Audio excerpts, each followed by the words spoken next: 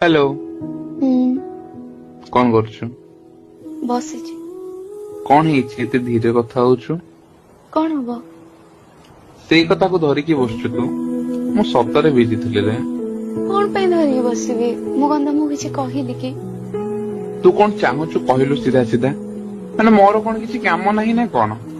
ଦିନ ସାରା ତୋ ସହ ବସି ଗପିବି? ତୁ ଛୋଟ ଛୋଟ କଥାକୁ ଏତେ ବଡ କାହିଁ କରୁଛୁ? ମୁଁ କେବେ କହିଛି ମୋ ସହ ଦିନ ସାରା ଗପିବା ପାଇଁ?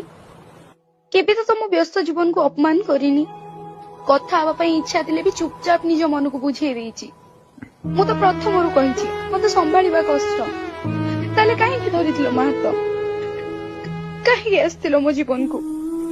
ହଁ ମୁଁ ଭାବେ ଅଧିକ କାରଣ ମୁଁ ସେତିକି ଭଲ ପାଏ।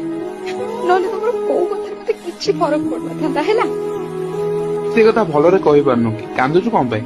ମୁଁ କାନ୍ଦିଲେ ତମର କଣ ଗଲା? ମୋର ଜୀବନ ତ କାହାର ଯିବ?